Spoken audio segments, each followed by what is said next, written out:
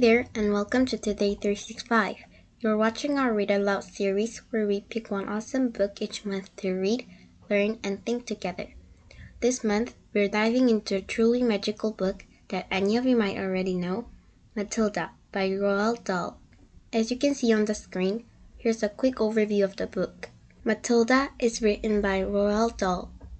It's a children's classic with an AR level of 5.0, so it's perfect for young readers who want something both fun and meaningful.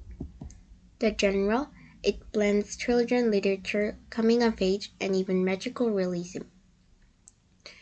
And the themes, get ready to explore intelligence, kindness, justice, and empowerment. At its heart, Matilda is about growing up, finding your voice, and discovering the strength of clever and compassionate heart. Have you ever read this book before, or seen the movie version? Either way, I think you're going to love experiencing that story with fresh eyes. So ready to begin? Let's dive into chapter 1 together. The Reader of Books. It's a funny thing about mothers and fathers. Even when their own child is most disgusting little blister you could ever imagine, they still think that he or she is wonderful. Some parents go farther. They become so blinded by adoration, they manage to convince themselves their child has qualities of genius. Well, there is nothing very wrong with all this. It's the way of the world. It is only when the parents begin telling us about the brilliance of their own revolting offspring that we start shouting, "Bring us a basin, we're going to be sick." School teachers suffer a good deal from having to listen to this sort of twaddle from proud parents, but they usually get their own back when the time comes to write the end of the term reports. If I were a teacher, I would cook up some real scorchers for the children of doting parents. "Your son, Maximilian," I would write, "is a total washout. I hope you have a family business you can push him into when he leaves school because he sure as heck won't get any job anywhere else." Or if I were feeling lyric that day, I might write, "It is a curious truth that grasshoppers have their hearing organs in the side of their abdomen. Your daughter Vanessa, judging by what she's learned this term, has no hearing organs at all." I might even delve deeper into natural history and say the periodic cicada spends 6 years as a grub underground and no more than 6 days as a free creature of sunlight and air. Your son Wilfred has spent 6 years as a grub in this school, and we are still waiting for him to emerge from the chrysalis. A particularly poisonous little girl might sting me into saying, "Fiona has the same glacial beauty as an iceberg, but unlike the iceberg, she has absolutely nothing below the surface." I think I might enjoy writing end-of-term reports for the stinkers in my class. But enough of that. Occasionally, one comes across parents who take the opposite line, who show no interest at all in their children. And these of course are far worse than the doting ones. Mr. and Mrs. Wormwood were two such parents.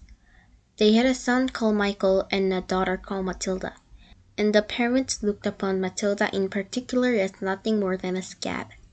A scab is something you have to put up with until the time comes when you can pick it up and flick it away. Mr. and Mrs. Wormwood looked forward enormously to the time when they could pick their little daughter off and flick her away, preferably into the next county or even further than that. It is bad enough when parents treat ordinary children as though they were scabs and bunions, but it becomes somehow a lot worse when the child in question is extraordinary, and by that I mean sensitive and brilliant. Matilda was both of these things, but above all, she was brilliant. Her mind was so nimble and she was so quick to learn that her ability should have been obvious even to the most half-witted of parents. But Mr. and Mrs. Wormwood were both so cornless and so wrapped up in their own silly little lives that they failed to notice anything unusual about their daughter. To tell the truth, I doubt they would have noticed as she crawled into the house with a broken leg. Matilda's brother Michael was a perfectly normal boy, but the sister, as I said, was something to make your eyes pop. By the age of 1.5, her speech was perfect and she knew as many words as most grown-ups. The parents, instead of applauding her, called her a noisy chatterbox and told her sharply that small girls should be seen and not heard. By the time she was 3, Matilda had taught herself to read by studying newspapers and magazines that lay around the house, At the age of 4, she could read fast and well, and she naturally began hankering after books. The only book in the whole of this enlightened household was something called Easy Cooking belonging to her mother. And when she had read this from cover to cover and had learned all the recipes by heart, she decided she wanted something more interesting. "Daddy," she said, "do you think you could buy me a book?" "A book?" he said. "What do you want a flaming book for?" "To read, Daddy." "What's wrong with the telly, for heaven's sake? We've got a lovely telly with a 12-inch screen and now you come asking for a book. You're getting spoiled, my girl."